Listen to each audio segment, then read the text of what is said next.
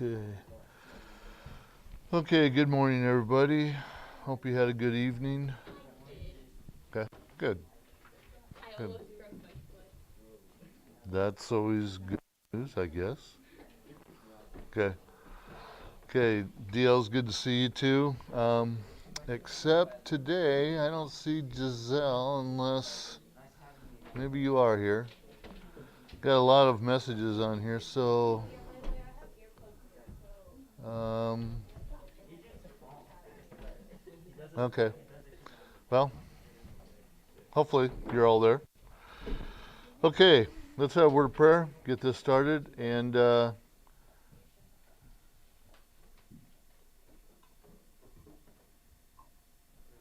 looks pretty smart right now. I feel like you shouldn't really listen.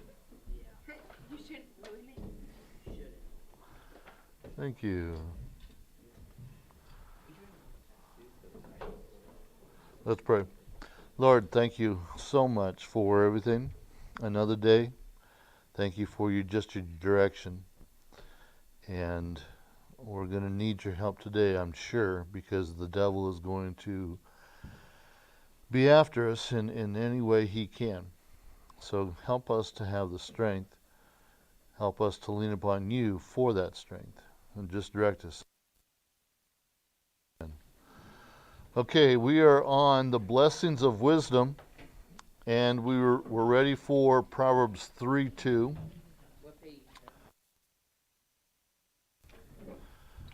What page is that, Jesse? 62? 62. Got that. Okay. Okay, so you guys need it up on the screen? I would assume you'd want it up there, huh? Yeah, it might be. Always try to help you, you know. Always have your back somehow.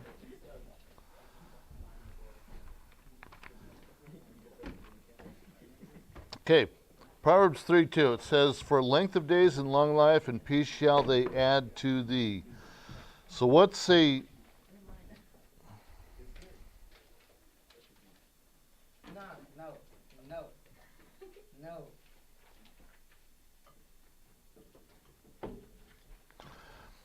so what is the blessing of wisdom in here? Any ideas? For length of days and long life and peace shall they add to thee.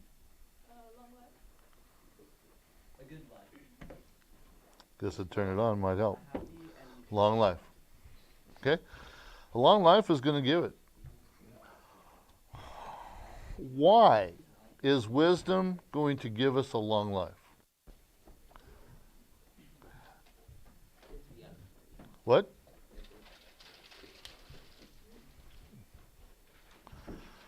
you'll know the right decisions to make to get along in life. Okay.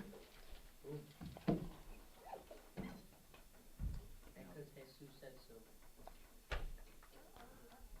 True. Took me a little while, but true. Help you through various situations. What? It can help you through like situations in life. Okay, cool.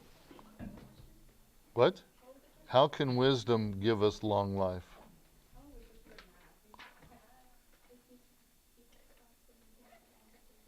Okay. Those are all good answers. Very good answers. Okay? I don't think I could have said them any differently. 3:13. Happy is the man that findeth wisdom, and the man that getteth understanding. So wisdom's going to give us. Yay! Okay. This kind of goes right along with the last verse. Okay? Because if you're making the right decisions, you are going to have a happy, fulfilled day and life. Okay? You're not going to have to worry about making wrong decisions if you are having the wisdom. Okay? Good. 3:16. This is Proverbs, not John. Length of days is in her right hand, not hunda, and in her left hand riches and honor. So what's wisdom going to give us? Riches and honor. You guys are good today. I tell you. Maybe we ought to start off every week on Tuesday. Yeah, Monday just isn't the day, you know. It's like Garfield. We're like Garfield. We don't like Mondays. It's just like the day where we're just like, I just said maybe we ought to start every week off on Tuesday. Tuesday. Yeah, like Friday should be like like Monday should be like a review of like we learned the last week, and then we start Tuesday. That actually sounds good. I like that Douglas's day. idea. And then to top it off better, let's make our Fridays Thursday. Yes. No. Yes. Well, That Well, that's makes some no time sense. traveling stuff, Mr. Brown. I don't think we can do that. Why? Because tomorrow never comes, so it's always today. Mr. Brown, not okay, that. no. That was trippy. So if it's Friday, it's actually Thursday, see? No, because you can't go. Yesterday never exists either, so it's always today. So if you have a Thursday Friday, that means you don't have a Friday, and you can go right into Saturday. So then tomorrow is Saturday. No, you have Mhm. Sunday, Monday, Yeah. Tuesday, But see, then you would start school on Tuesday, you would have Wednesday, you'd have Thursday, Friday, and nothing. So 3 days of school. Yeah, it should work. 3 days of school. Okay? Yeah, let's do it. I think it makes sense. We're gonna change the rules. We're gonna have school starting on Tuesday, which is Monday, and then ended on Thursday, which is actually Friday, Yeah. 3 days of school. Yeah. and have only 3 days of school. Oh, I'm cool with that. Let's do it. Let's do that. Sophia doesn't understand it. She just hears. She heard No, no, no, no. I heard only 3 days of school, and I'm like, okay, that works. But you don't know what 3 days. Yeah, you just said. No? Which Yeah. one day? Say 'em. Tuesday is our new Monday, so that would be Tuesday. Then we have Wednesday, Uh-huh. and then Thursday is technically our Friday, so Thursday would be our last day. So you can have school on Monday, Wednesday, and Friday. Why Monday? Because Sophia. Tuesday is our Monday, and Thursday's our Friday. We are changing. So we're gonna have school on Monday, Thursday, Wednesday, and Friday. You understand? Tuesdays and Thursdays are not going to exist in this. It's just going to be Monday, Wednesday, Friday. Okay. Perfect. We're getting rid of Tuesdays and Thursdays. Randy should be our math teacher. So wait. Just on Tuesday, it's actually a Monday. Yes, we're not going to call it Tuesday or Monday. It's just Monday. Because psychologically, if you have it on Tuesday, that means you have already had a day of school. And so you're feeling better on Tuesday. He's making weeks shorter. Okay, let's move on before she blows her mind. 3:17. Her ways are ways of pleasantness. Pleasantness. And all her paths are peace. So what's wisdom going to give us here? Pleasantness. I heard it, peace. Peace among you. Peace, pleasantness comes with peace. Okay?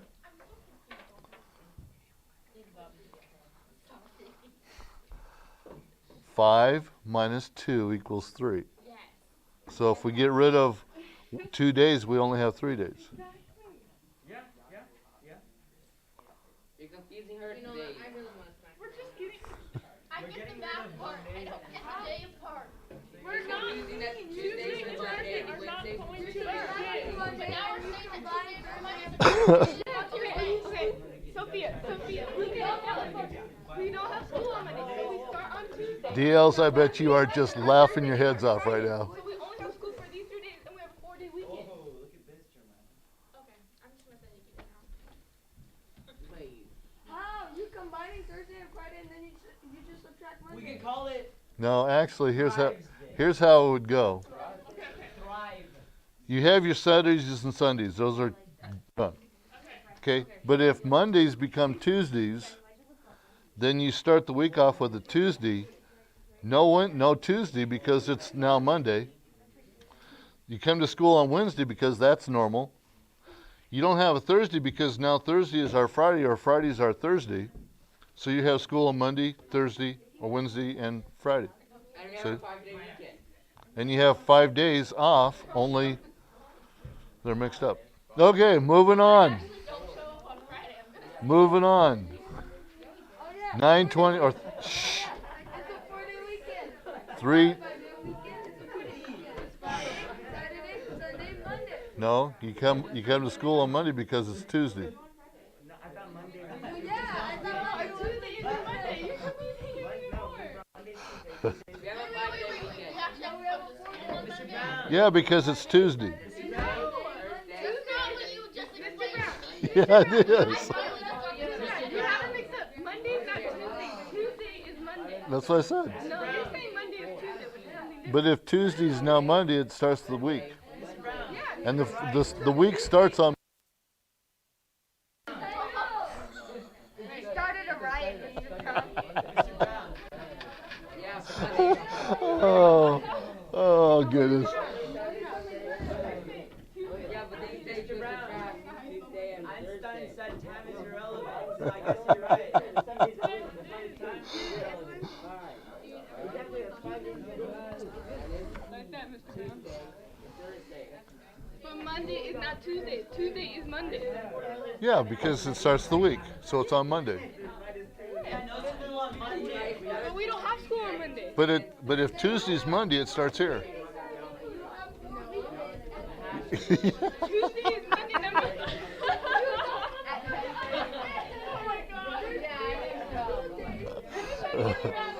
Oh goodness. Okay, count before we get to the- Oh my goodness. Is there a Monday in there then? Friday, Saturday, Sunday, Monday. Okay. Mr. Brown,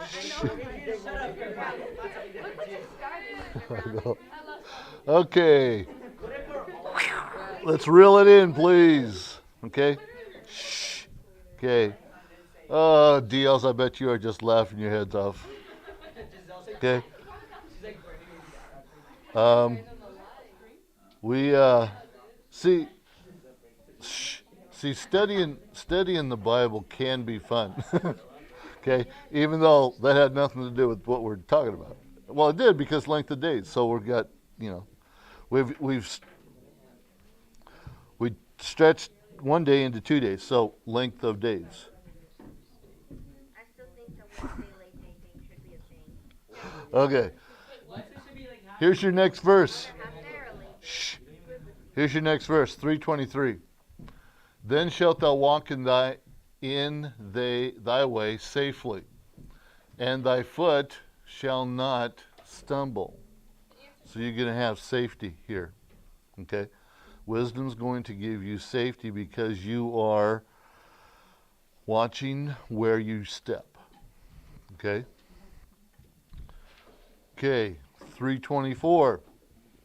When thou liest down, thou shalt not be afraid. Yea, thou shalt lie down, and thy sleep shall be sweet. Not be afraid. Okay, good thought. What else? Anything else? Sweet. Sweet? What sweet? Not be afraid. That's what he said. But at least you're thinking. That's good. Okay. We're not going to be afraid because we're going to have freedom of fear. Freedom from fear. Okay? Okay? Freedom from fear. Next one, 3:26. For the Lord shall be thy confidence and shall keep thy foot from being taken. Confidence. And this verse isn't talking about amputation. Okay? Wisdom's not going to. Yes, I'm sure. Okay? It's not talking about amputation. Wisdom's going to do what here? It's confidence, right? It's going to give you confidence. Okay? It's going to give you confidence in all of your dwellings. We don't need this anymore. Okay, next verse. 3:25. Be not afraid of sudden fear. Shh. Neither of the desolation of the wicked, when it cometh. Do not be afraid. Confidence.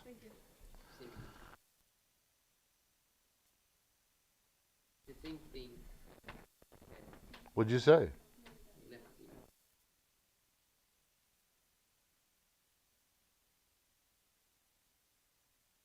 We are going to inherit glory. Be not afraid of sudden fear, neither of the desolation of the wicked when it cometh.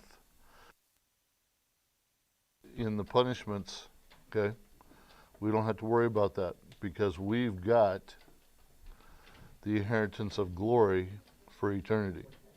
Okay? Next verse, 4:6. Forsake her not, and she shall preserve thee.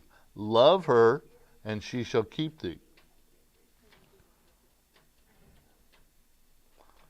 Kind of talked about this yesterday. Preservation. The Lord's going to preserve us, okay, for His glory, for what He has for us, okay? Okay, next one, 4:8. Shh. Exalt her, and she shall promote thee. She shall bring thee to honor when thou dost embrace her. Promotion. Wisdom is going to promote us to a better life. Okay. Next one. For promotion. 4:9. She shall give to thine head. I'm sorry about all this, these mistakes. She shall give to thine head an ornament of grace. A crown of glory shall she deliver to thee. Wisdom's going to give us an ornament of grace.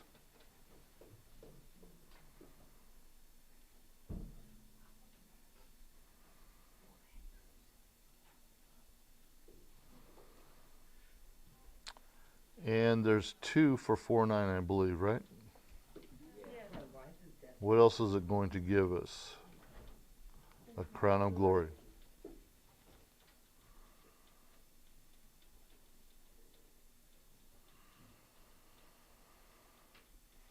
(4:12). When thou goest, thy steps shall not be straitened, and when thou runnest, thou shalt not stumble. So wisdom is going to give us smooth path, or we can put it into one term, a direction, the right direction. One that's not going to stumble. We're going to take the right path, okay, that is not full of pivots and sin holes, okay? We're going to have the smooth, paved path that God has for us, or give us a way to get around those pit holes. Okay, 4:22. For they are life unto those that find them, and health to all their flesh.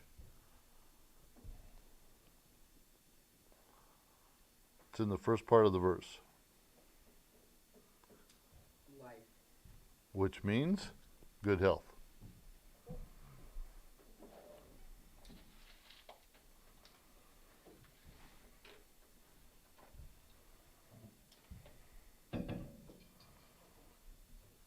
Okay, next one, 6:23. For the commandment is a lamp, and the law is a light, and reproofs of instruction are the way of life. Okay, The light. okay, because of reproofs. Okay. All those tied together in one way. Okay, appreciate your feedbacks today. Good job. And you guys are doing a great job today. Thank you. 8:35 is this one. For whoso findeth me findeth life and shall obtain favor of the Lord. So we are going to get favor with God if we gain wisdom.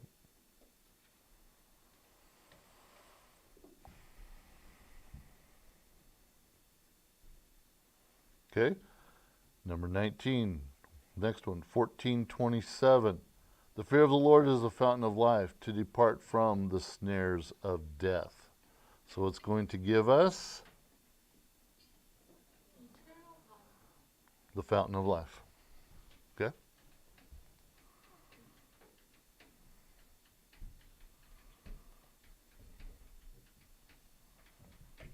Okay. 24:5. A wise man is strong, yea, a man of knowledge increaseth strength. A wise man is strong, but yet knowledge is going to increase that strength. So, we're going to get strength.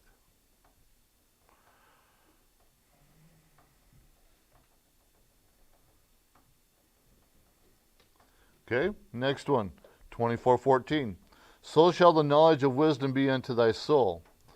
When thou hast found it, then there shall be a reward, and thy expectation shall not be cut off.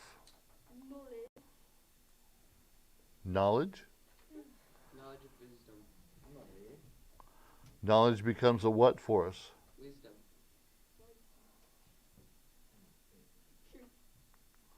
The reward of wisdom. The reward of the crowns of glory. The wisdom or the reward of God's direction. Safe travel. Okay? I was sort of correct by saying wisdom. Okay. So tomorrow, we'll go ahead and end it here today, guys. Tomorrow we'll start the teacher's lesson. But DLs, that's going to conclude it today. But tune in tomorrow, which actually could be Wednesday, or it may be Monday. But if you look at it, in a different way, it could be Thursday, which also then could be Friday. So tune in tomorrow, and we'll see what day really comes up. Okay? Have a good day. Not that I know of.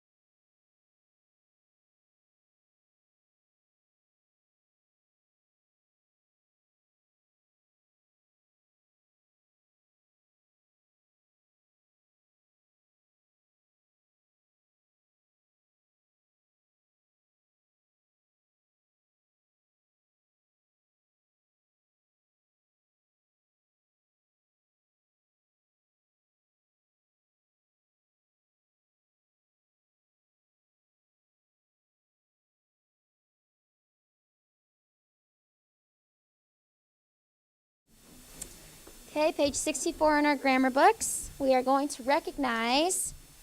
review recognizing subjects and predicates. Okay, we know that a sentence is a group of words that expresses a complete thought.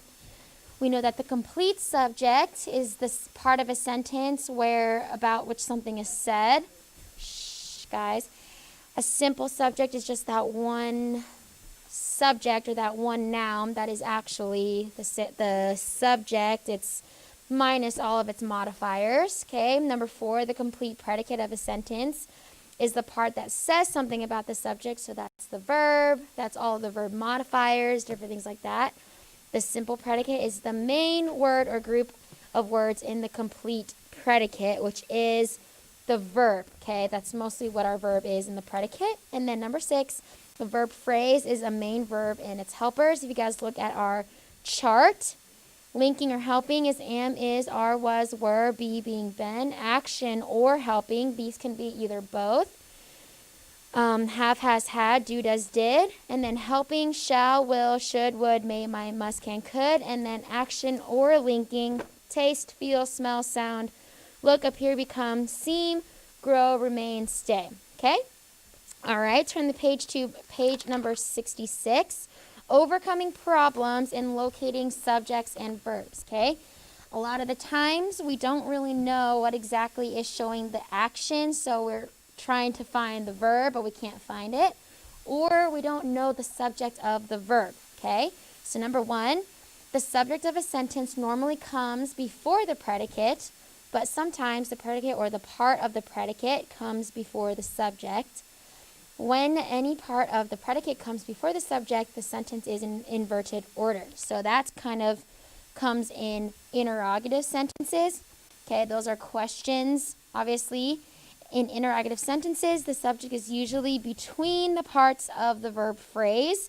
It is easy to find the subject and verb if you change the question into a declarative sentence. So the question is, will you go with us? Okay, so notice how the word you is in between its verb phrase, will go.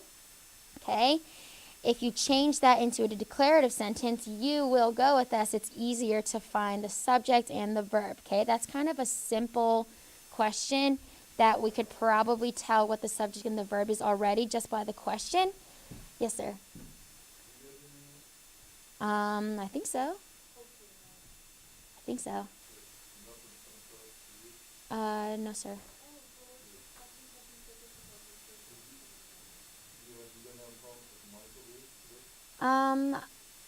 No, sir. I wasn't in there, but maybe Mr. Coral knows if he's had a question. Yeah, I don't know who's in there right now, but yeah, no worries. Okay, look at letter B, class. Sentences beginning there or here, okay? Highlight these. Okay, this is something that you do need to know that'll help you. The words there and here are rarely subjects, okay? So in a sentence with the word there and here, make sure you underline that and know that, okay, there and here are rarely subjects, so I'm going to try to find a different subject, okay? We are on page 66, number 1, letter B, okay? The subject usually comes after the verb in sentences of this type. Okay, so look at this. There was given me a reed like unto a rod.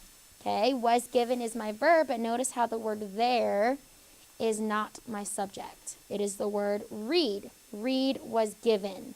Okay, that is my subject. Look at this. Here is the final report.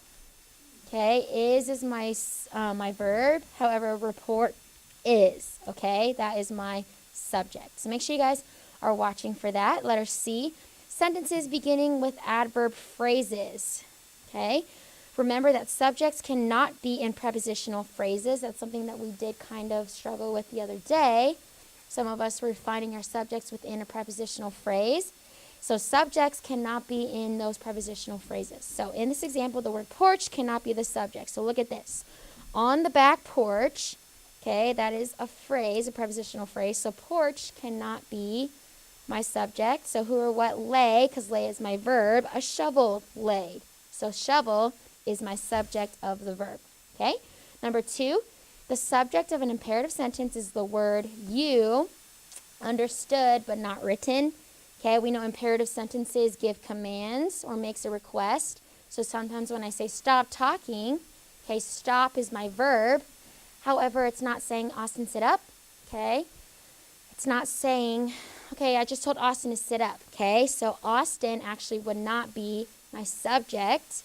That's actually direct address because I'm directly addressing Austin, okay? Sit up is, sit is my verb. My understood subject is the word you, okay? Does that make sense? Sometimes it's not mentioned within the sentence, but it is understood, okay? So look in your example. Go not in the way of evil men. Okay, so what is my verb in that class? Go. Okay, go is my verb. Now what's my subject, class? Good. It's an understood you. It's saying you go not in the way of evil men. Okay? Okay. Make sure you silence your phone. Go ahead and silence it right now.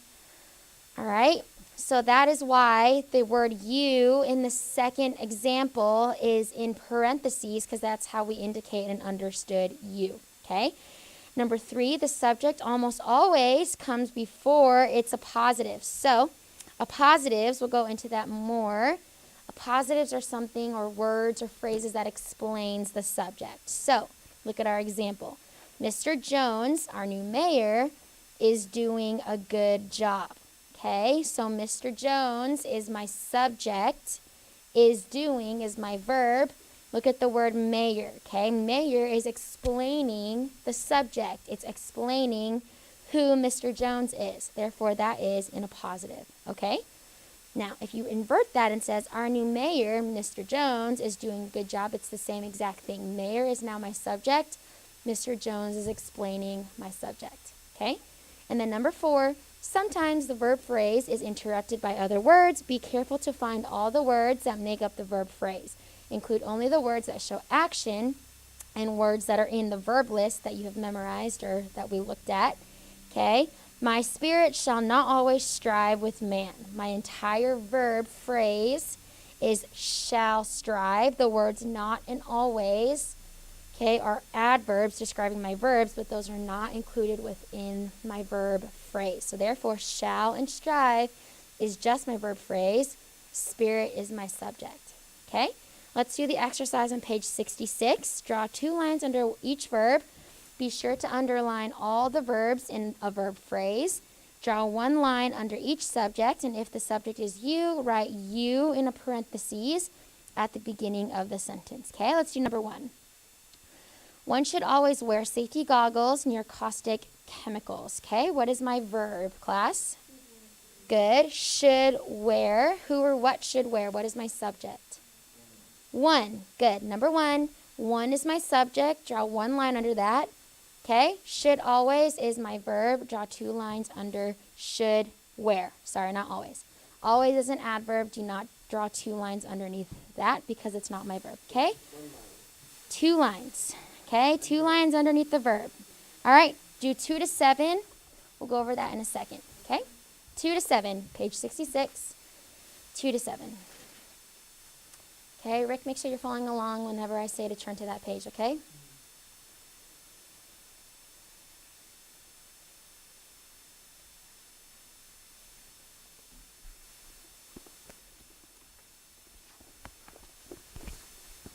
Austin, do the exercise. Don't just sit there.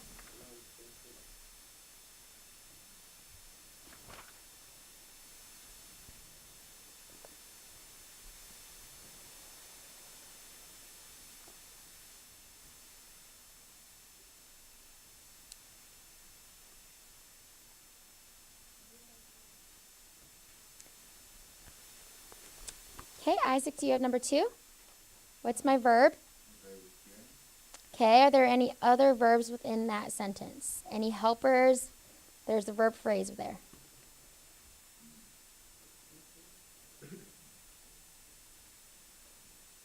Look at the first word.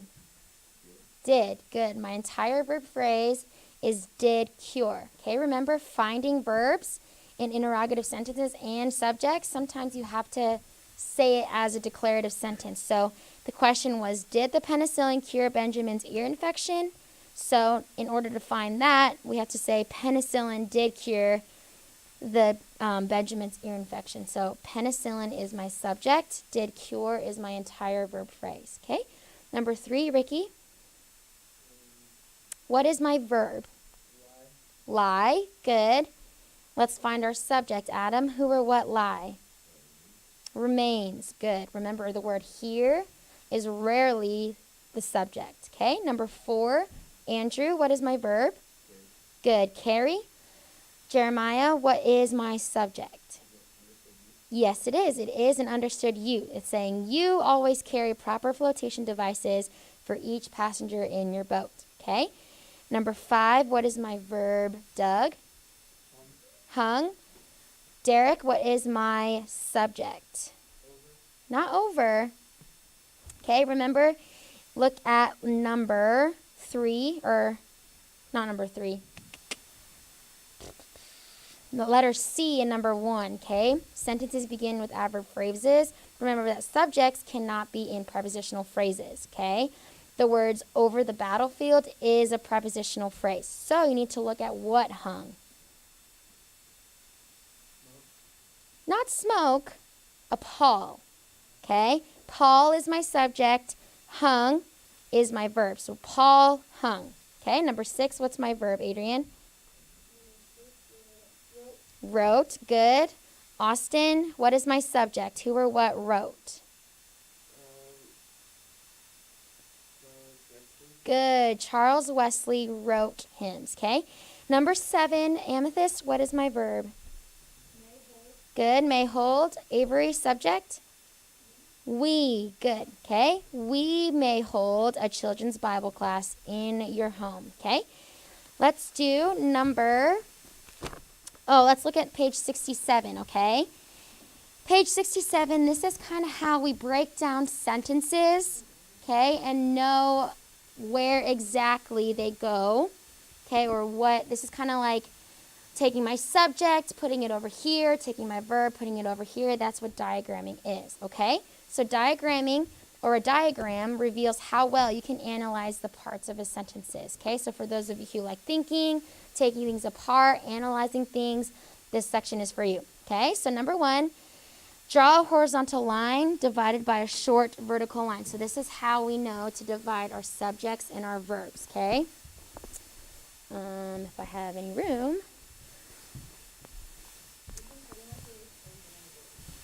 Okay. Where's the verse quiz? Oh, yeah, I can't reach up there anyway, so. All right, so draw a horizontal line divided by a short vertical line. Okay, so horizontal line, short vertical line. This is just to diagram or divide our subject and our verb, okay? Always, always, always within a sentence, find your verb first. So then you write it to the right of the vertical line, okay? The verb always goes on the right-hand side of the vertical line. We'll read number 3, find the subject and write it to the left of the vertical line. Okay, this is my subject, and then that's where my verb goes. Number 4, read the subject and verb together to see if you have chosen sensible answers, and then retain all capitalization, but omit punctuation marks. So if the word is capitalized, you'll capitalize it on the line, but you don't have to put punctuation marks on a vertical line or on a diagram. Okay, so let's do the first one. The ways of the Lord are righteous. Okay, that's a declarative sentence. I'm finding my verb first. It's the word are. Notice how it's written on the right-hand side. I would put my verb always on the right-hand side. My subject is the word ways.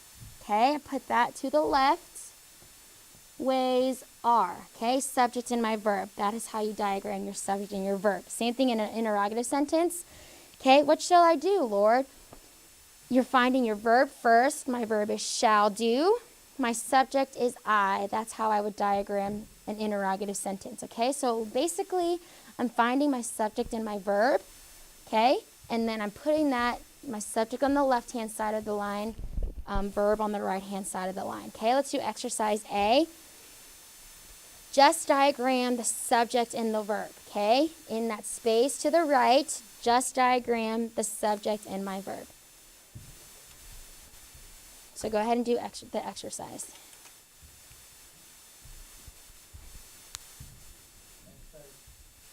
Exercise A. Mm-hmm.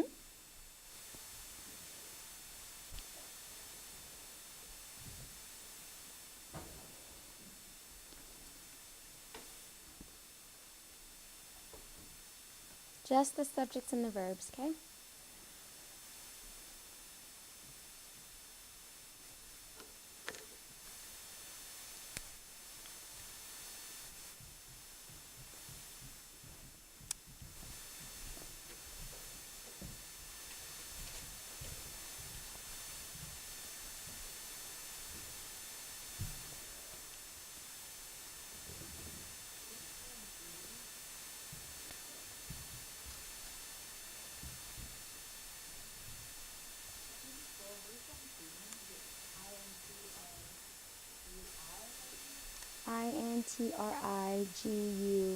Intrigue.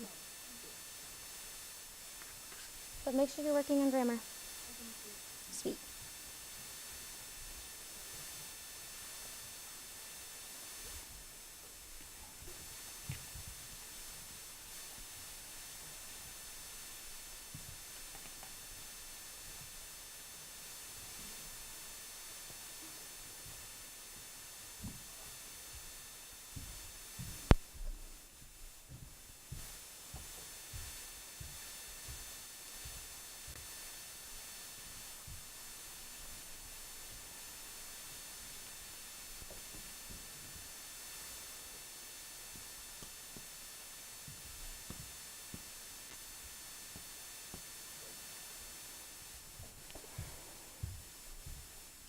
Okay, Sophia, can you come up to the board and diagram number 1? Maya, can you come up to the board and diagram number 2? Savannah, come up to the board and diagram number 3. Jaden, number 4. Lena, number 5. And then Gabby, number 6. Sorry?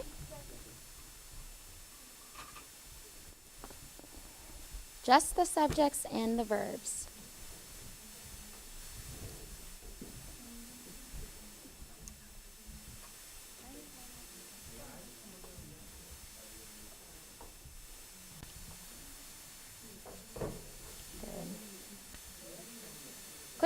Quickly, it should not take long. It's just the subject and the verb. Scoot over a little bit, Sophia, to the left a little more, so give Maya room.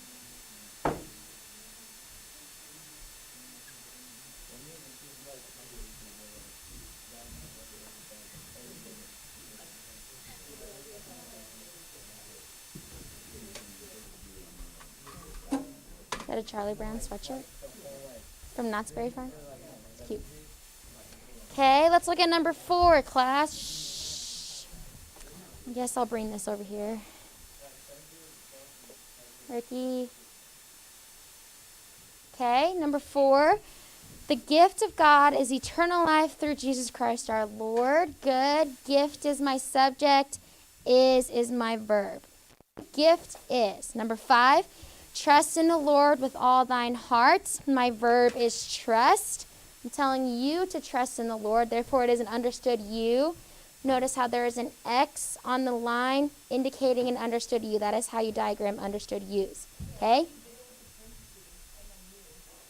That's also, you can do that as well. But on a diagram, you could just put an X for an understood you or something that is understood. Okay? But one thing about this, the word trust needs to be capitalized because it is the first word in the sentence, okay? You need to keep everything that is capitalized, omitting all the punctuation. Okay, number 6, at his right hand are pleasures forevermore. Subject is pleasures. The verb is are. The words at his right hand is a prepositional phrase. Therefore, hand is not my subject. Okay, number 1. The wrath of God is revealed. This is so awkward. Sorry. Okay. The wrath of God, number 1, wrath of God is revealed from heaven against all ungodliness and unrighteousness of men. That is a long sentence, but it's a simple subject and a verb. Subject is wrath. My verb is revealed. Good job, Sophia. Okay, number 2. How then can man be just with God? Good. Man is my subject. Can be is just my verb. The word just is an adverb, okay? You can't actually just. Like, it's not an action, it's not a state of being. You can't just. So, just is just an adverb, okay? So, my verb is can be, subject is man. And then number 3, for by grace are ye saved through faith, okay? For by grace is a prepositional phrase. Are saved is my subject, or is my verb. However, the word ye is my subject, okay? It's not understood. It's not telling you a command. So it's saying, for by grace are ye saved through faith. Are saved is my verb. Ye, the word ye, Y-E, is my subject, okay? Good. That was exercise E, okay? For homework tonight, please do exercise B, okay? That is the exercise on page 66, but you can do the odds, okay? The odds, guys, okay? Gabby, turn around, put the straightener away, or leave it on the desk. Should not be out during English class. Do exercise B, okay? And it says, for additional practice, diagram the subjects and the verbs from the exercise on page 66. So you're diagramming the odds on page 66. Okay, then I just answered your question. So, okay, that is page 66, the exercise. Okay, and then make sure you are working on your descriptions. Okay, that is due on Friday. Okay, does anybody have any questions about descriptions? Okay, remember that I was on page 61 and 62. Exercise A, C, E, or G. Okay, you're describing a scene, or you can describe a person, or you can describe, what does it say? The actions of someone, okay? Go ahead and write good descriptions, okay? I know a paragraph is only 3 to 5 sentences, but you cannot describe or have a good description with using only 3 to 5 sentences. So make sure you go in depth, detail, mention everything, okay? That is a good description, yes. Yeah, it's fine if it's long. Adrian? According to exercise A, yeah. So if you want to describe a scene, you can describe a scene. If you want to describe a person, describe a person, okay? But describe their character, their actions, kind of like what we read a little bit in exercise B. He described the way that he greeted people. The narrator described the way that the old man gave, to other people that he thought the guy influenced. Okay, you can mention those in your paragraph, okay? Yes, Doug? What? Oh, yeah. Douglas, why would you say that? You want to you're not going to hear yourself, No, we're not going to read them out loud, but one of these days we might read something out loud, okay?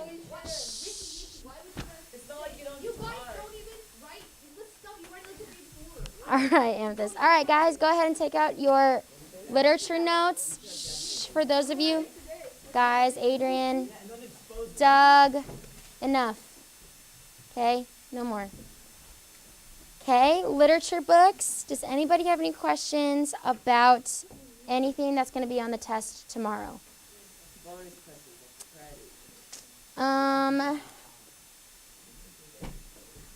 I did say at least know one suspicious detail, but if you do list more, I will give some extra points on that for the Red-Headed League, okay? Suspicious details about the Red-Headed League, you can list a few. Okay, shh, not right now, Austin, on your test. Okay, on your test, if you list more than one suspicious detail, you can get some bonus points. Shh, guys. Thank you. Okay, and then, shh, please stop talking. Okay, you have a vocab quiz on Thursday. Okay, if you have any questions on that, study your roots and your prefixes. We'll go over that in a second, but does anybody have any questions regarding literature? Okay, you need to know what a plot is. I'll put the screens on the board again, or on the computers.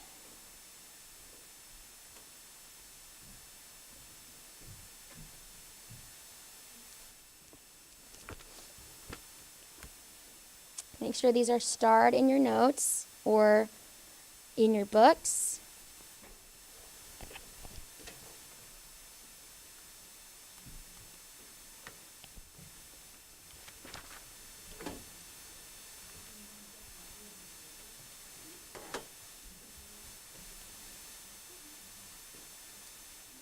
Okay, authors to know: Edgar Allan Poe.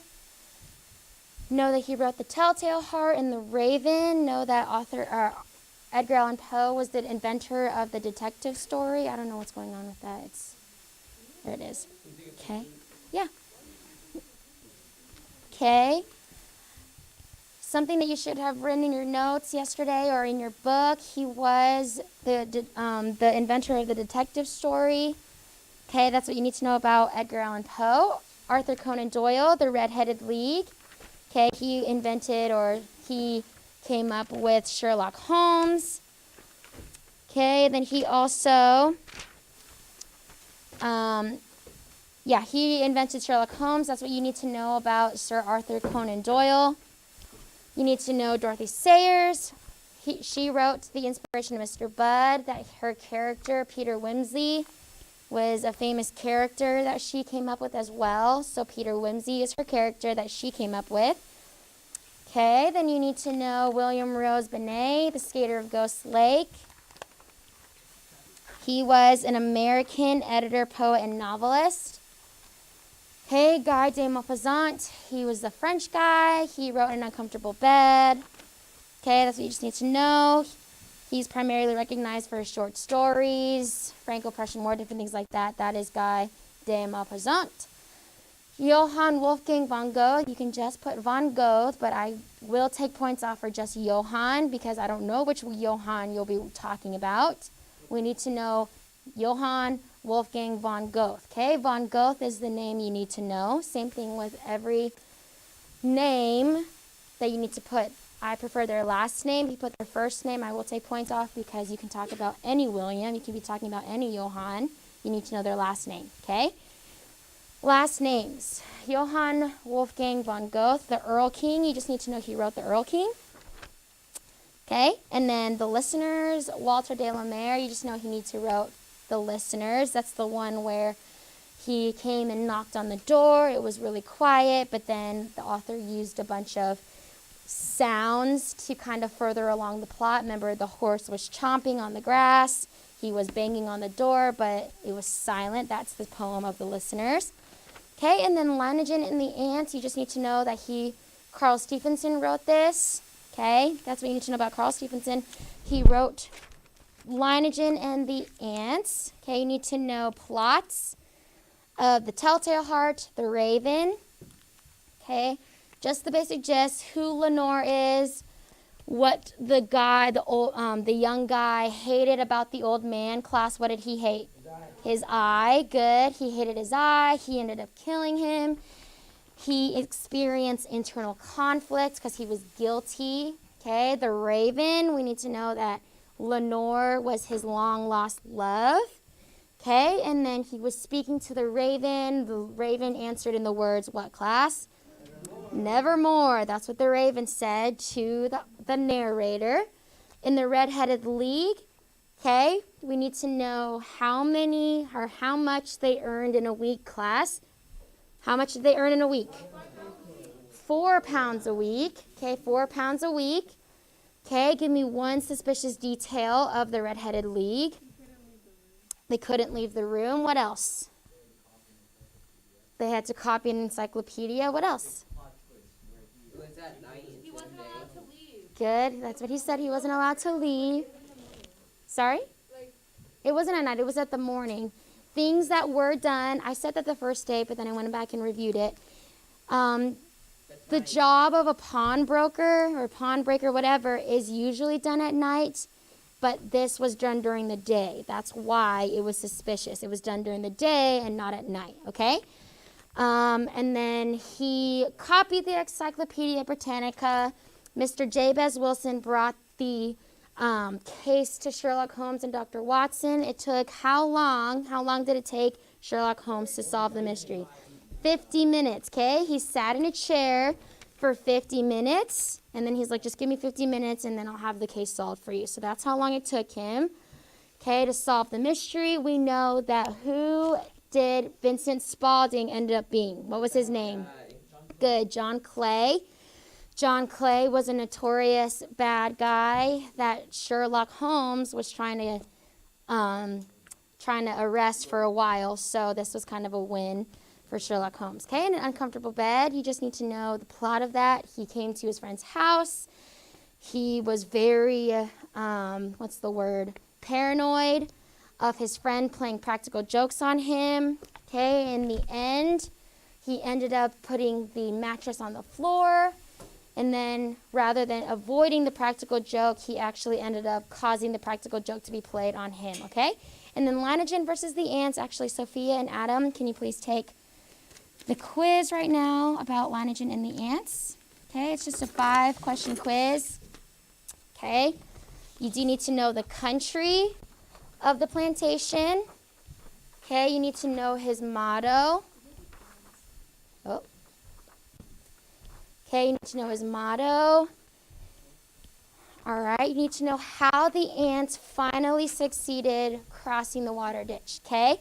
So some of us put in our quiz, they built bridges, okay, but that actually, like they built bridges like climbing over each other, but that actually didn't let them cross the bridge, okay? So we talked about this in class. How did they end up actually crossing the bridge? Don't say it out loud right now because we do have people taking a quiz. But you need to know how they ended up actually crossing the bridge. Okay, then you need to know different things like what did he cover himself, or what did he burn them with, or what did he use to set them on fire, and then how he ended up actually defeating the ants in the end. Okay, that's Linogen versus the ants. You need to know the people of the from the Raven. Lenore, yes, Ricky.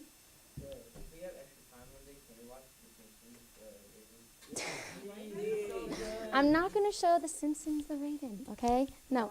So, Lenore, maybe, but not The Simpsons one, okay? Lenore, you need to know where that one's from? Yes.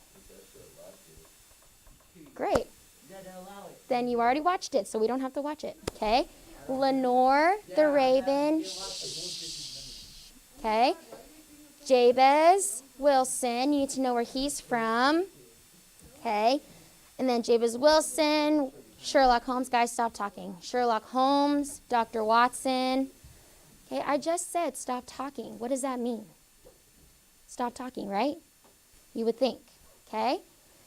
Jabez Wilson, Sherlock Holmes, Dr. Watson, that's all from the Red-Headed League, okay? William Strickland, he was the bad guy from which story, class? Which story was he from? Good, the inspiration of Mr. Budd. He was the really, really gory murderer who hacked his poor aunt into pieces, okay, and then put her in a boiling pot. That was William Strickland. It's such an evil thing. Like you just. I know. Okay. Then Jeremy and Cicely, who were they, class? Who were they? Jeremy and Cicely.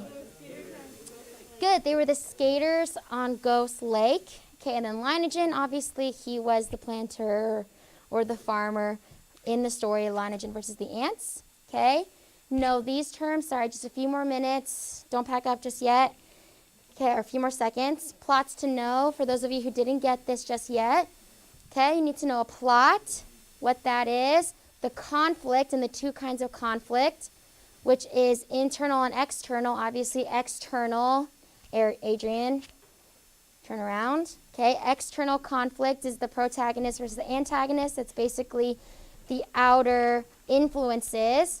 Okay, internal conflict, we know that's the conflict that's going inside of the person. Like we saw this in the Telltale Heart. He was experiencing guilt. He was boiling up inside or burning up inside. That was internal conflict. You need to know what a protagonist is, what an antagonist is. Okay, suspense. The climax of a story, and then the detective story. So are there any questions? Okay, make sure you're studying also your vocab for Thursday's quiz. Okay? You guys are dismissed.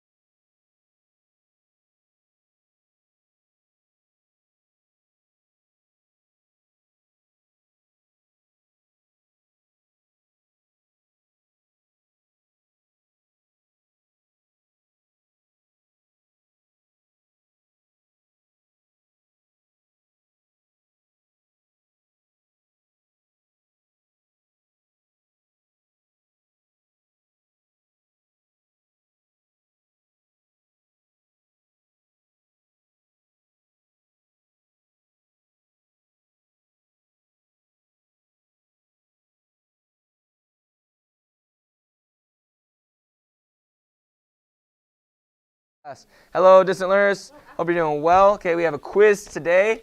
I'm about to hand it out in class after we pray. You guys should already have that. If you don't, just send me a quick text or email. I'll get that to you while they're taking it. It is quiz 6 over yesterday's notes and the notes from Friday. But we'll begin that after word of prayer. Any prayer requests? Any prayer requests?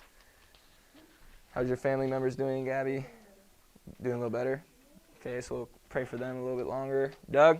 My grandpa who lives in LA tested positive for COVID. Grandpa with COVID, hopefully nothing serious. Hopefully it's just maybe tested positive but asymptomatic. Yes, ma'am. Okay, COVID at dance studio, so safety there. All right, anyone else? Yes, ma'am. And Jaden's friend's family. All right. Okay, if I forget someone, please don't hate me. All right, I try to remember best I can, but in the moment, sometimes I forget. Okay, but I will do my best. All right, but we'll pray, and then we will take the quiz. So let's pray. Dear Father, Lord, thank you for this day. Thank you for the beautiful weather you've given us. Thank you that everyone is able to be here, Lord, and we're healthy, and we're able to have school open. Thank you for protecting us through this time, Lord. Now we're entering around our 2.5 months of being open. Thank you for that time, Lord. Thank you for the time I've got to have with the kids, whether in class, whether in sports, Lord, the relationships we're starting to build. Thank you for this class and us to be able to have a fun time, but also learn at the same time. Please bless them with the quiz today. Also, please help some special prayer requests that we have today. Please help Gabby's family to continue to getting better. Please help Doug, as he has, I believe, an uncle or his grandfather. I think his grandfather in LA, Lord. Please protect him and help the COVID to just maybe be asymptomatic or nothing serious. But please allow him to have a quick recovery. Also, please help Sophia's dance class, Lord, as maybe some people there are a little exposed. Please help her to be wise in that and to be careful. Also, please protect everyone else there. If they are very sick, Lord, please help them to heal and stay safe. With that, also please help Jaden, her friend's family, Lord, for them to also stay safe during this time, be able to have a quick recovery and nothing serious. As we have some cases where it's not serious, but obviously we've seen some that are. So please protect them and give them a quick recovery. Please bless the kids, Lord, whether at school or out of school. Allow them to continue to stay safe during this time. If they have any family members or anything that are working with COVID, please allow them to stay safe and to protect them. Have a hedge about them, Lord. Please help these kids if they have any other unspoken prayer requests, maybe that they didn't want to say. Please, you know all of our thoughts and needs, Lord. Please give them, protect them, give them peace, wisdom, whatever situation may be. Please help all the kids on this quiz. In Jesus' name we pray. Amen. All right, we're going to take this quiz, and then we're going to have a few notes for today, and then a little homework. All right, review. That was yesterday, man. That was yesterday. Review game. We're taking the quiz. We're taking the quiz. No. After class. Once I hand out the quiz, so since I just handed out one, no more talking. If you talk, I will deduct from your quiz before it's even graded. All right, everyone, make sure our masks are staying on during class. All right, I have a few other updates as well, if they haven't been told to you already. Yes, sir. That's not fair, Waldo. You're supposed to have a jacket. Sorry, man. Hey, you're invited to our church. Yep. You take one and pass it down. Yes, sir. Possibly. Dude, I feel like you're about to say students postponed because of COVID. Some Possibly. stupid stuff like that, dude. Shh. Make sure your mask is on. Okay, at least have it over. I know we don't like the mask. Okay, I don't like the mask either, but put it at least over your mouth. Okay, again, the purpose of it, okay, it's not that we hate you guys. Obviously, there is COVID and everything. Some people are exposed. Okay, but the main reason is because if our county came in to check stuff, okay, we got to make sure we're being careful. Sorry. Okay, nope. All right, so shh. Shouldn't take you guys too long. Give you about 5-10 minutes. Distant learners, again, let me know if you don't have it. We'll see you in about 5 to 10 minutes.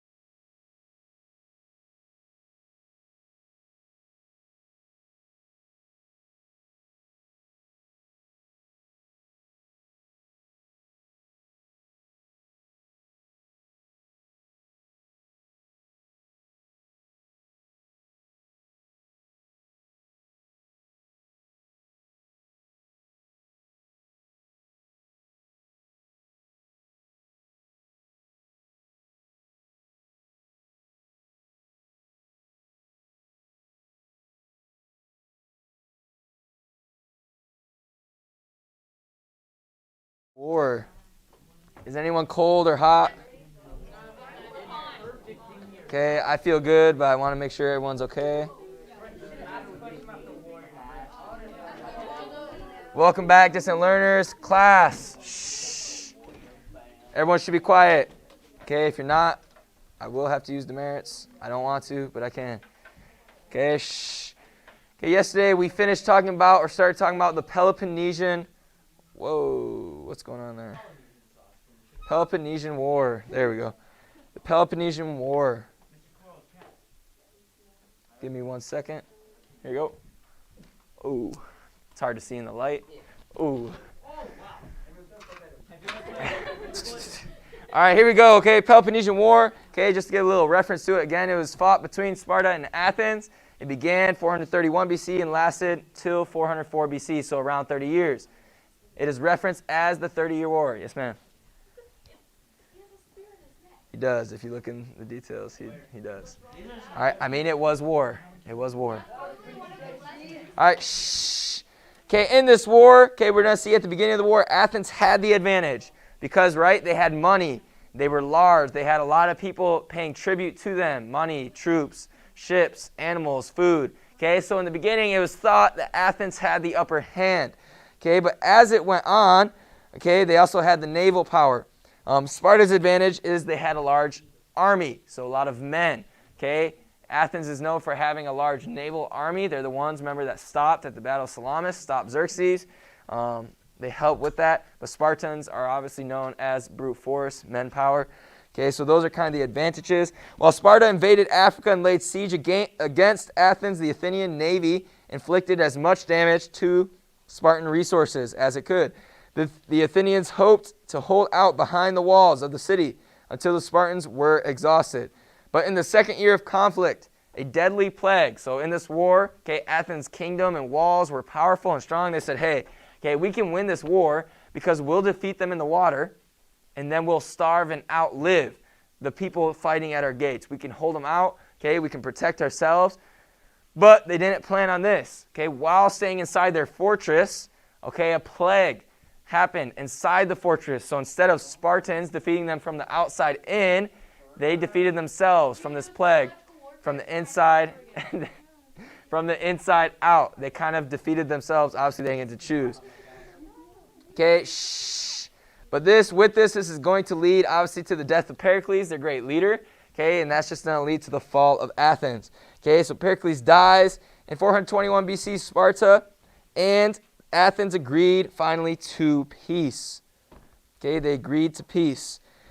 But within a few years, the conflict had resumed. In 415 BC, Athens began an expedition against Syracuse, okay, hoping to strengthen herself by adding the Greek colonies of Sicily and Italy to the Athenian Empire.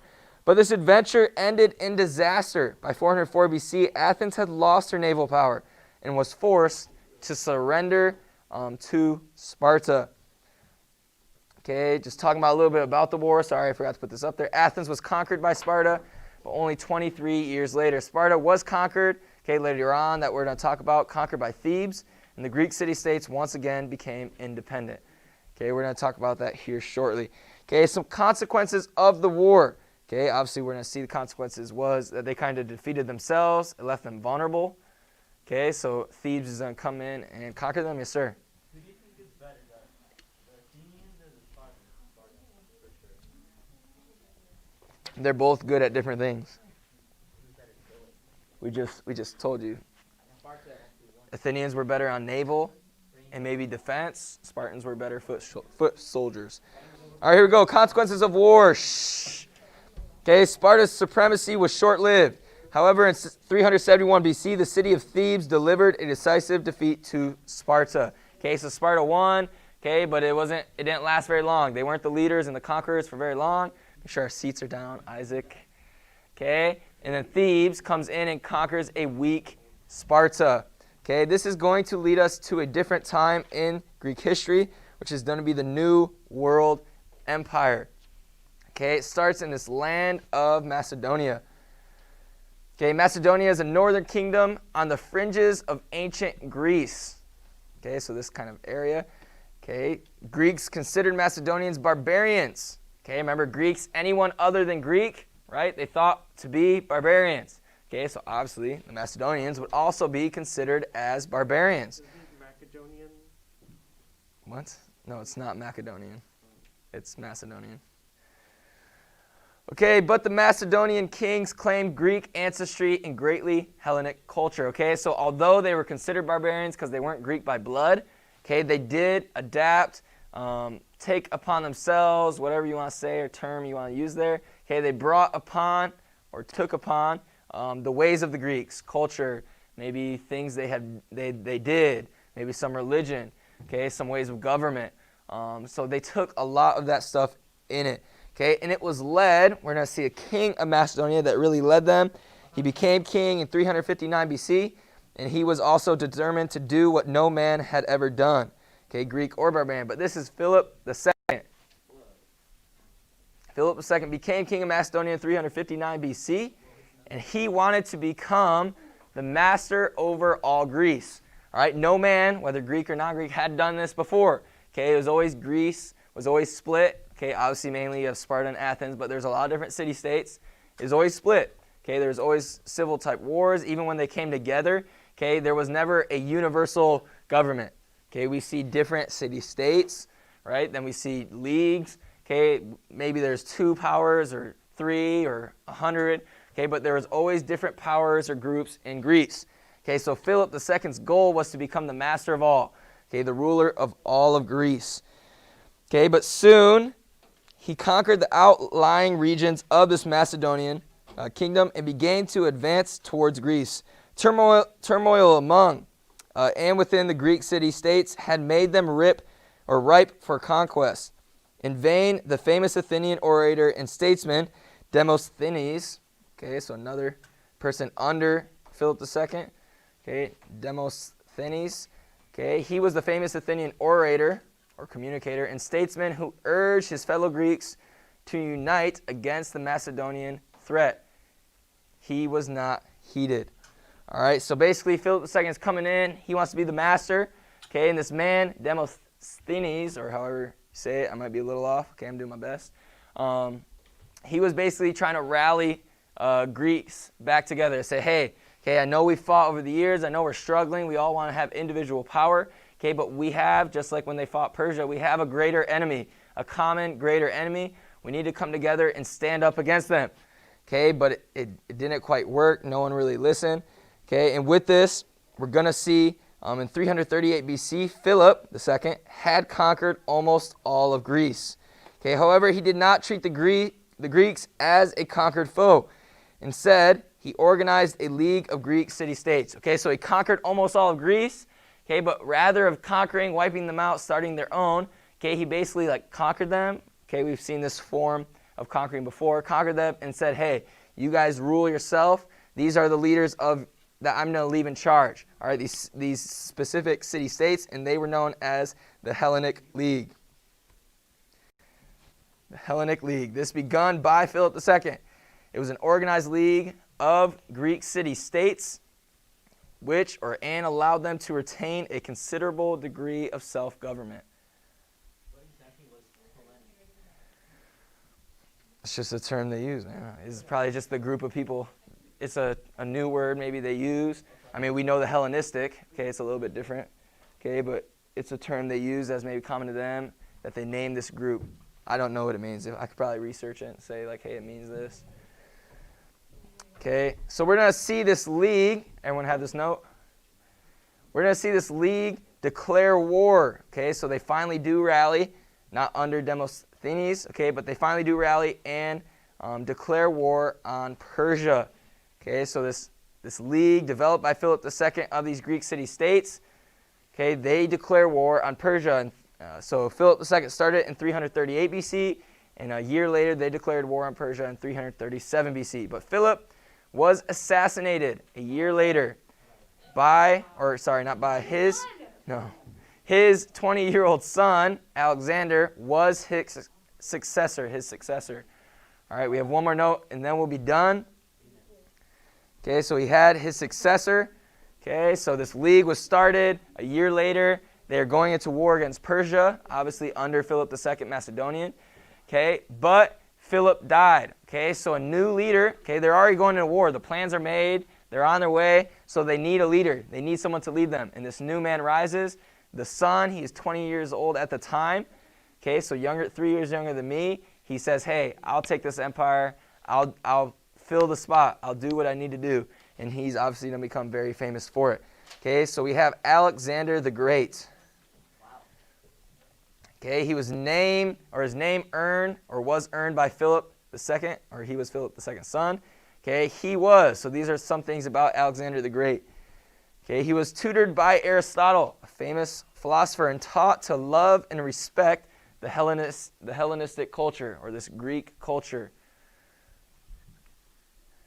Okay, he also was considered himself the new Achilles, or this great leader and conqueror, a strong warrior. That is an actual picture of an art, yeah. So, that's what I said. I don't know. It's a Greek art. Like, this is a famous picture of. So maybe he looks something like this. I don't know. It's a little. What's the term I'm looking for? Disappointing. It's a little disappointing. Yeah. Kind of a letdown. It is a little bit. I conquer all these people. It's true. It's true. All right. Shh. Okay. So he considered himself the new Achilles, and also he was the subject of the Bible prophecy we see in Daniel 8:5-7 and verse 12. Okay, it talks about someone that would take this conquering. Okay, he was the beginning of this prophecy. He would charge into battle like a goat with a single powerful horn. That's how the Bible references it. Okay, trampling everything in his path. Okay, so the Bible didn't mention Alexander the Great by name. Okay, but it did describe him in, hey, this man's going to come from this area. He's going to charge as a single powerful horn and conquer or trample everything. Wait, wouldn't if it had like only one horn, wouldn't it be a unigoat? I mean, The Bible just described a unigoat, and nobody commented. maybe. Okay, but with this, okay, we're going to see in Alexander's conquering.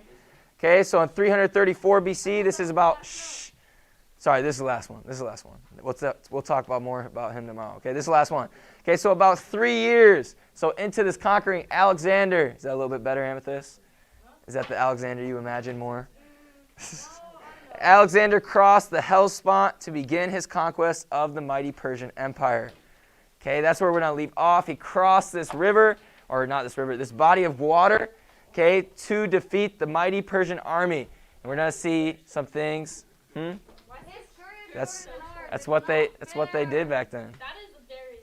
I'm sorry. Okay, but that's where we're going to end today for homework.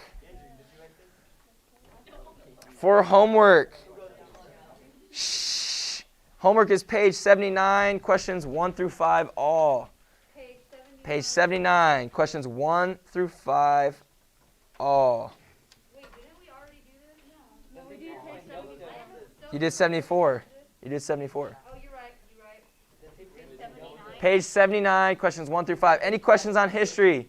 Distant learners, let me know if you have any questions. I'm here for you guys if you need anything. All right, remember, turn in that quiz as soon as you can. We'll see you tomorrow.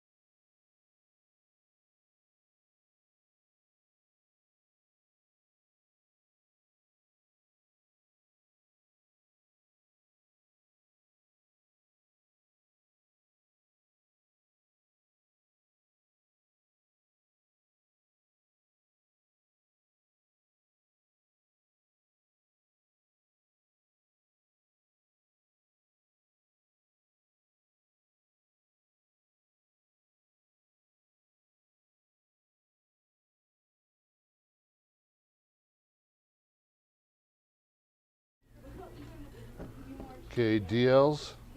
Well, not sure if you're on. Hey, guys, quiet. Not sure if you can't remember what I told you or what I sent you yesterday, but I think I sent you, boys, Gabby. Go ahead and finish your tests today. I think I sent you a copy of this screen, so go ahead and finish your test. If you did not get this, let me know and I'll send you another copy of this page, this screen. So I'm going to sign off because I don't want to leave it up. So I'm going to sign you guys off, but finish your test and we'll get it done. Okay? See you later.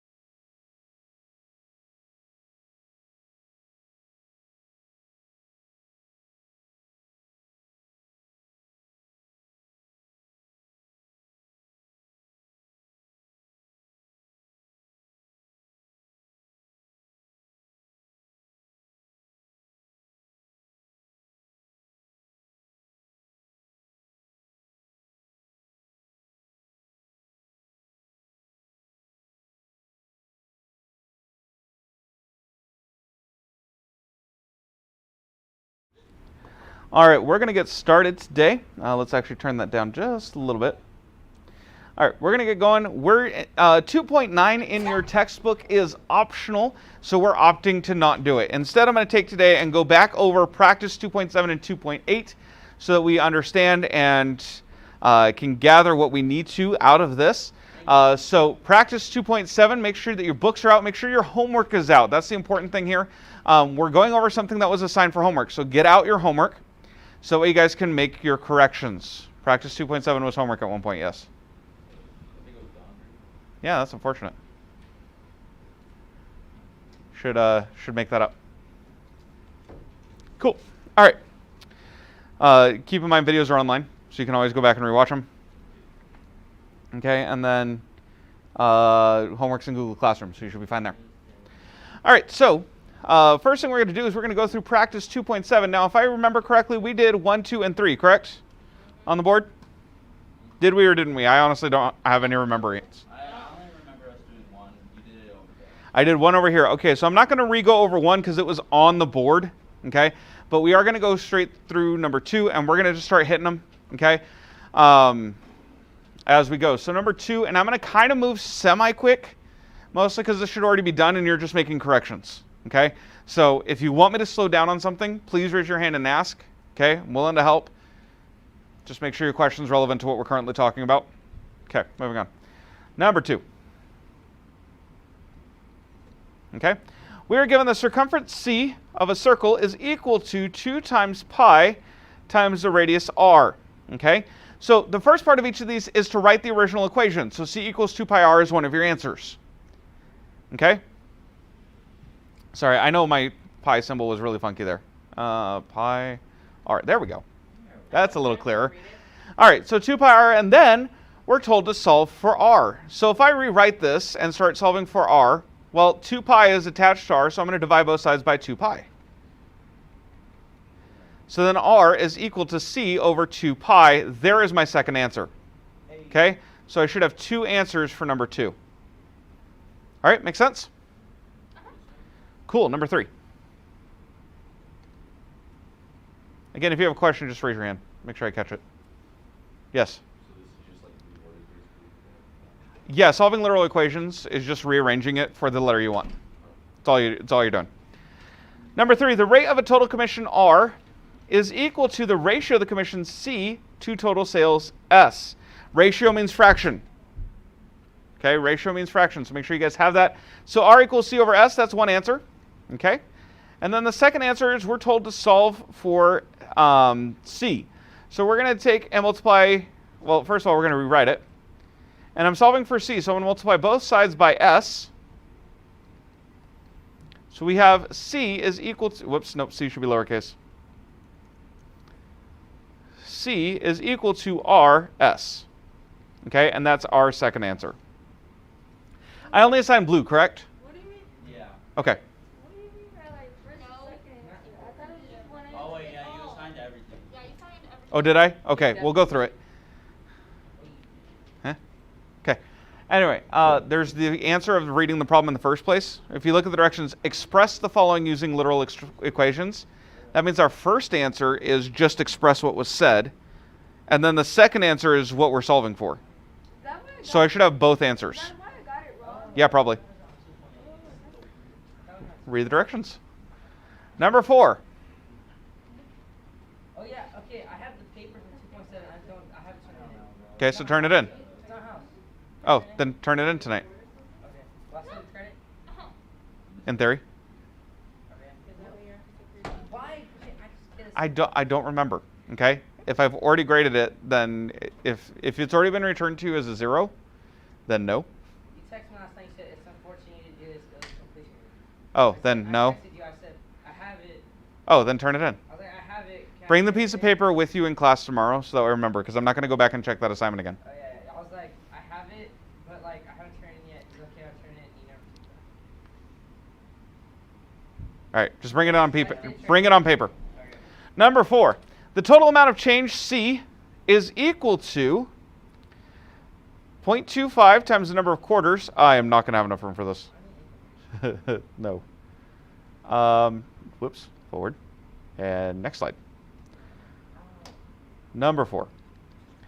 The total change C is equal to 0.25 times the number of, oh my goodness, 25 times the number of quarters, stop, plus 0.10 times the number of dimes, plus 0.05 times the number of nickels, and n. Oh, really? They don't do plus pennies? Okay, sure. All right, so that's our original equation. All right? So that's what we're going to do there. And let's go through and rearrange it. We're told to solve it for Q, D, and N. So first things first. Oh, goodness. Fine. All right, so first of all, solving for Q, I'm going to subtract everything from both sides that's not Q. So C minus 0.10D minus 0.05N will equal 0.25Q. To get Q by itself, we divide both sides by 0.25.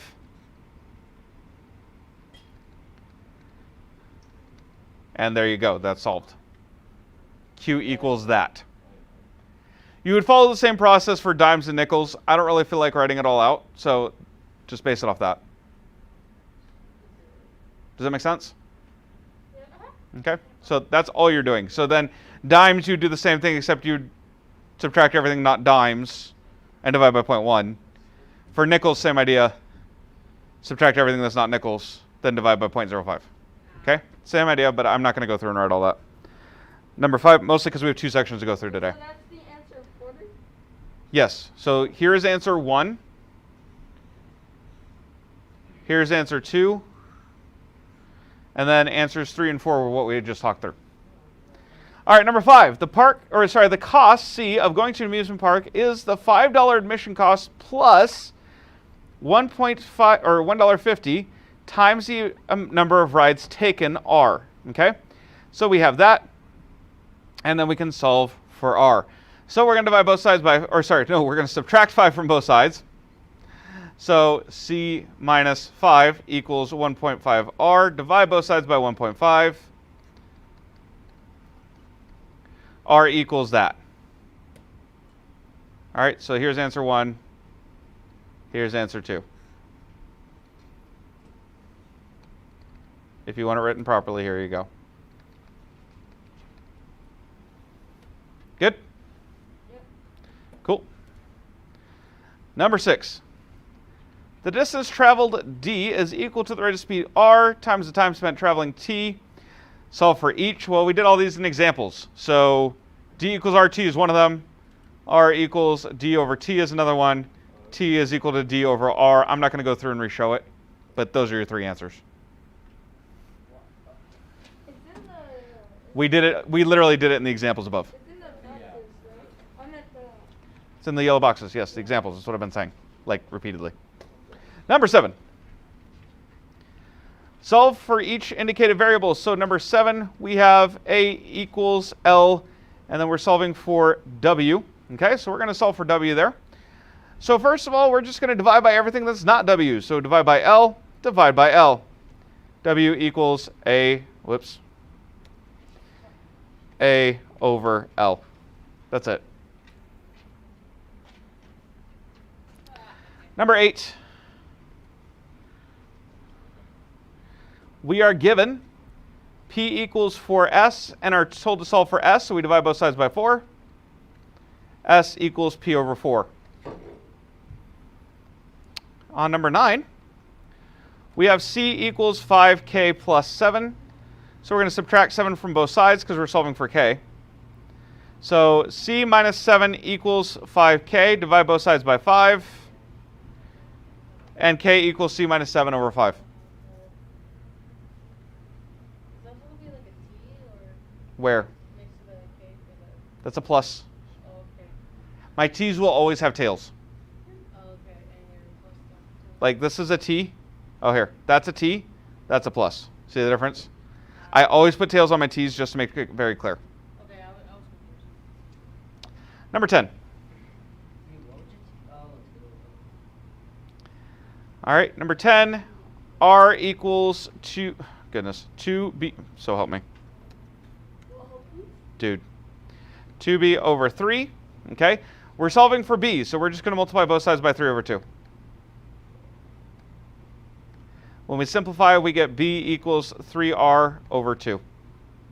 And that's it. Or 3 over 2r. That's fine. Just so long as r is not in the denominator. Wait, sit there. That's 4. My ankle hurts so bad.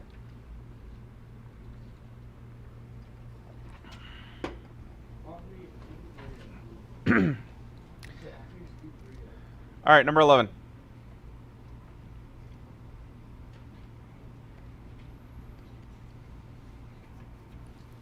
We have v equals 1/3 base times height. We're solving for h. So essentially then, okay, look. This one's going to be a bit on the trickier side, so pay attention. Okay, first of all, we need to multiply by 3 to get rid of the 1/3. We're also going to divide by b.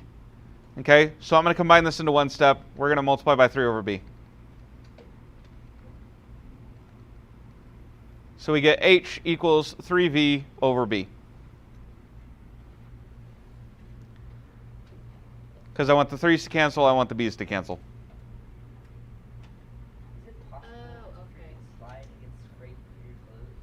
My knee got scraped. Yeah, it's possible. It is. It's 12. How can you slip through? V equals 1/3 bh, but this time we're solving for b, so we're going to do the exact same thing except multiply by 3 over h instead of 3 over b. So b equals 3v over h.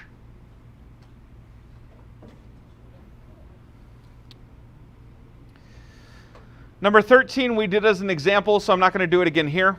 Number 14. We have d equals n plus 2 all over p. Gentlemen, let's make sure we're silent. Thank you, and actually following along.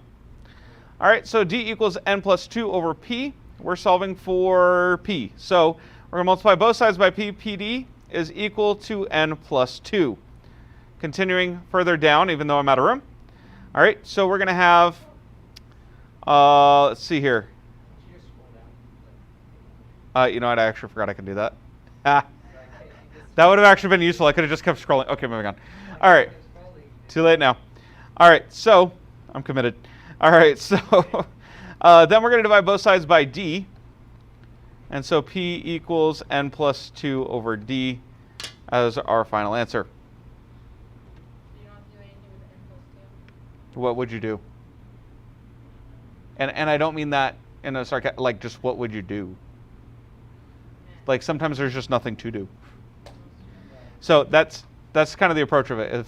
If you're like, I should do something with that, then you go through and think what? If there's nothing, then don't do anything. All right, next. 15. Q equals 6m plus 4 all over r. We're solving for m. So the first step is to be multiply both sides by r. So we end up with qr is equal to 6m plus 4. Gentlemen, hands to yourselves. And that is your final warning to both of you. Subtract 4 from both sides. So qr minus 4 equals 6m. We divide both sides by 6. M equals qr minus 4 all over 6. Where'd the R go? It's right next to the q. Right there. Right next to the Q. I thought 3. There you go. I did not do that, but I got the Number 16. S equals a over 1 minus r. We are solving for a, thank goodness. So we're going to multiply by both sides by 1 minus r. So s times 1 minus r is equal to a, and that's pretty much it. Except for a should be on the left. That's it. That's all you have to do. You could distribute the s if you really wanted to. So it could be A equals 1 minus R S. Yeah, that's fine. Or you could have a equals s minus sr. But why? Okay. Number 17. T equals b over 2 minus g. Again, we're solving for b, so we're just going to multiply both sides by 2 minus g. So b equals t times 2 minus g, and we're done. Is that a g or a q? That's a g. Oh. My bad. It's a g. Not you? No. All right, moving on.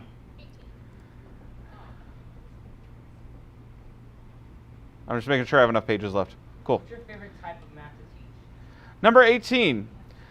S equals 1/2 gt squared, and we're solving for g. So we're going to multiply both sides by 2 over t squared, and we're going to assume that time's not 0. So why am I multiplying by 2, first of all? Because the 1/2. Okay? So we're going to get rid of that, and then t squared is on bottom, so that way it cancels with t squared, leaving just g. Okay? So we end up with g is equal to 2s all over t squared. Oh, except s is supposed to be lowercase. My bad.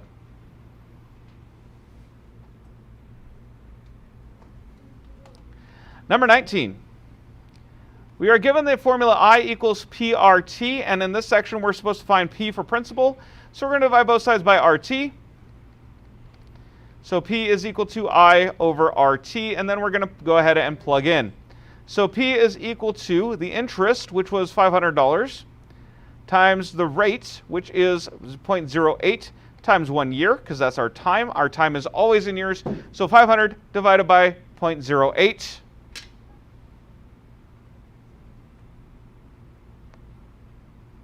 I want to do it.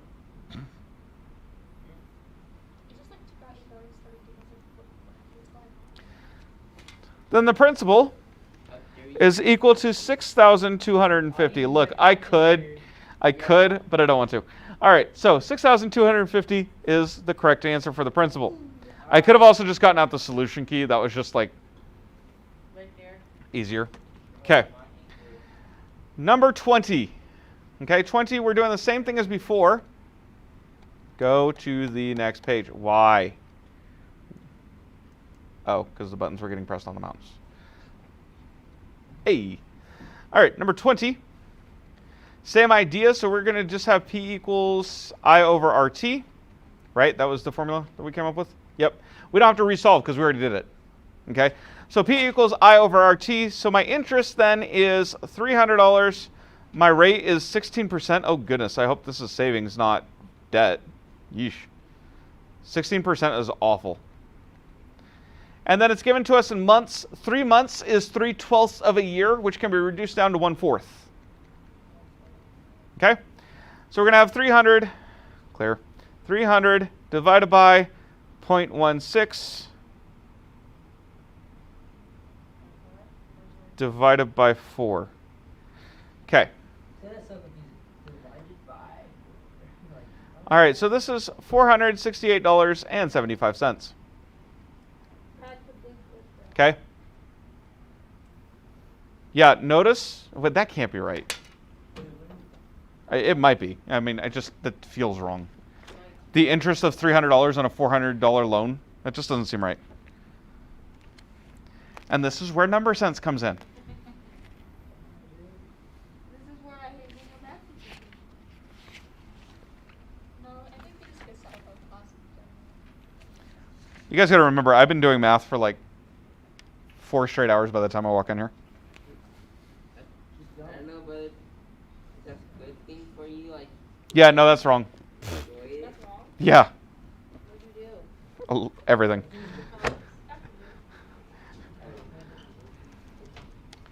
I should have multiplied by 4 instead of divided by 4 because the denominator of a denominator is a numerator.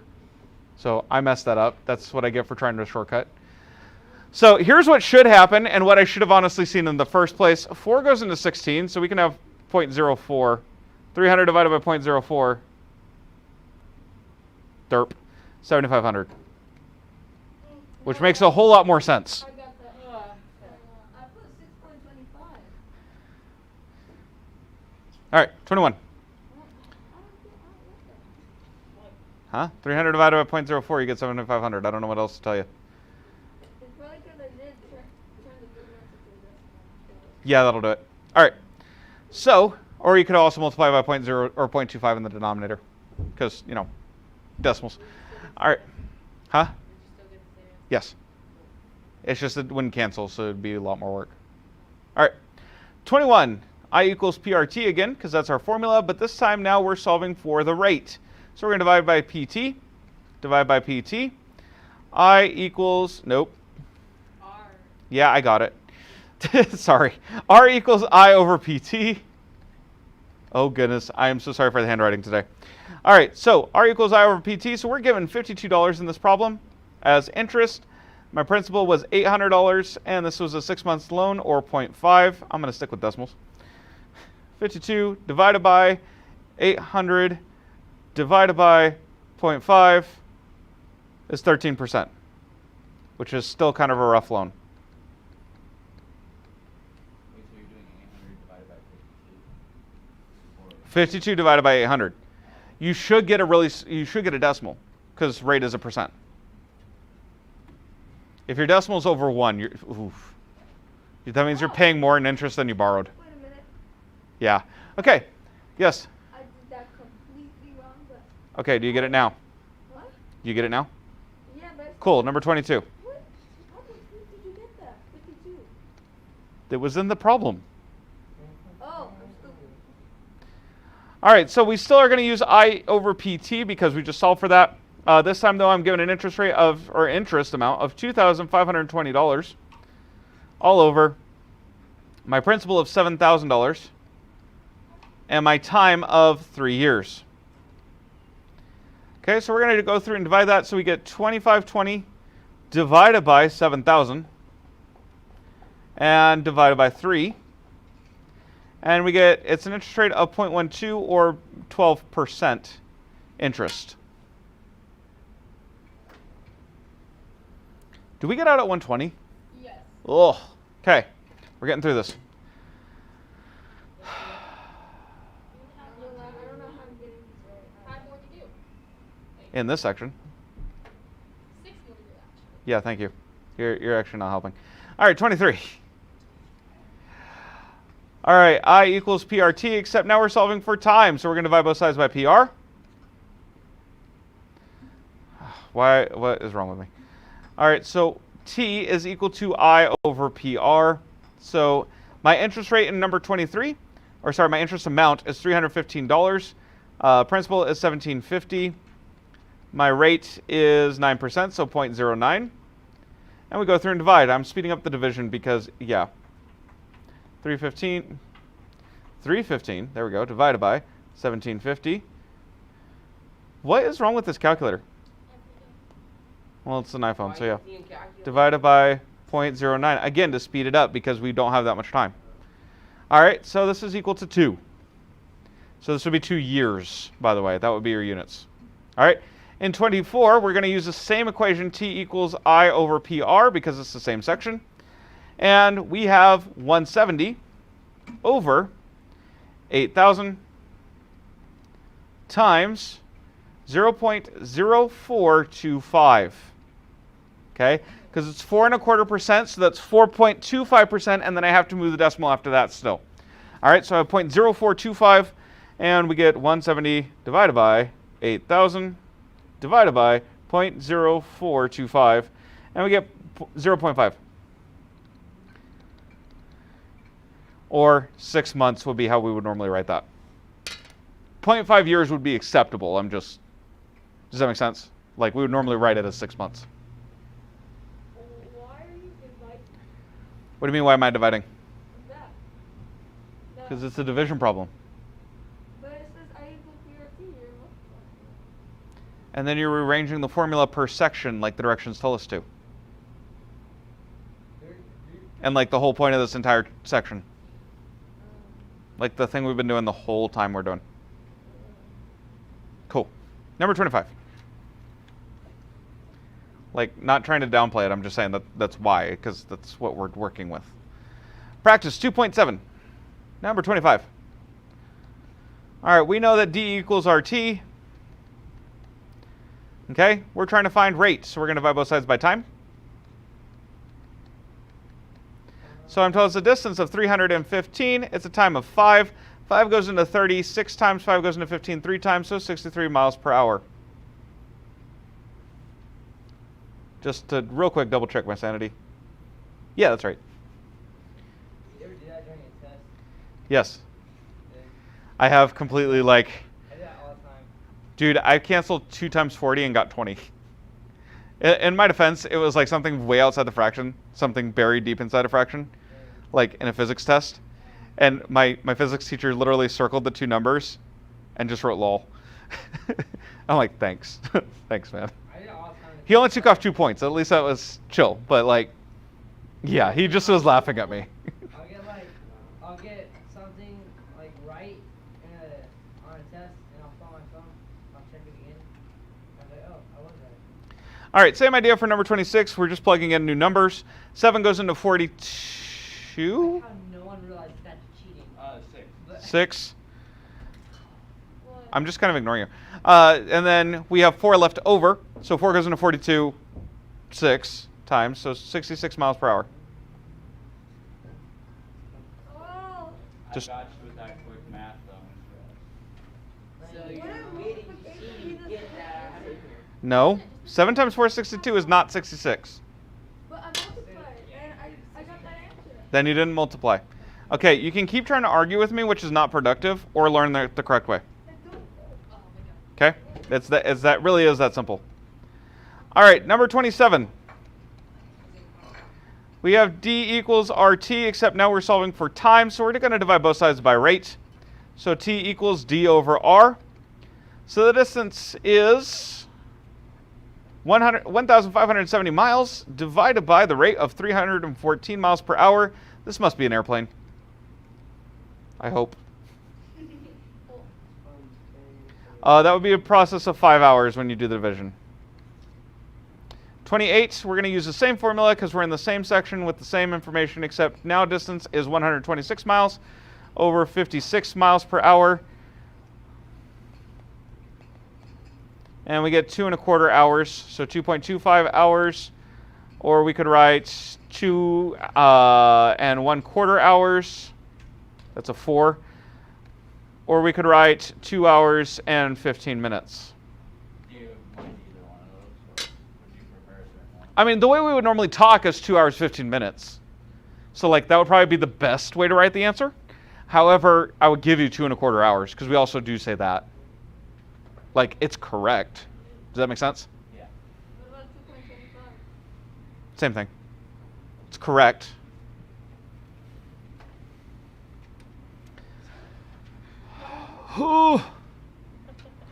Okay. Well, so much for that. Dude, okay. This will excite exactly no one else, but I made exactly enough copies that said practice 2.7 to make it through 2.7's problems. Okay, anyway, without counting. Anyway. Okay, look, like I said, I knew no one else would care. Okay, so here's what we're going to do. I care very much. Oh my goodness. Okay, here's what's going to happen. Okay, I'm going to actually create a new slide in here and make text because we are out of time. Okay, tomorrow. Where's my mouse? Can I take a picture of that? Huh? When I'm done, yeah. All right, so.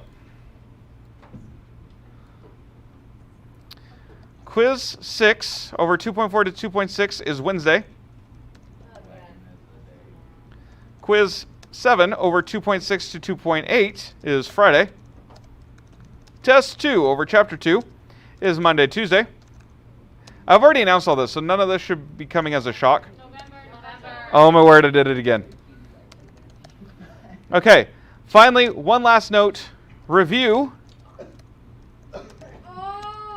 Pages 90 to 91. It's the review of one variable linear equations. Okay, will be due Friday.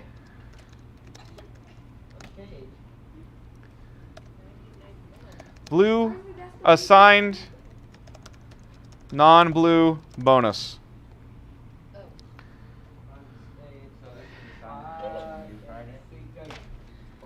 So if I were you guys, I'd start on this tonight because this is a great chance to earn bonus points and bring up your grade. Hold on. Stop.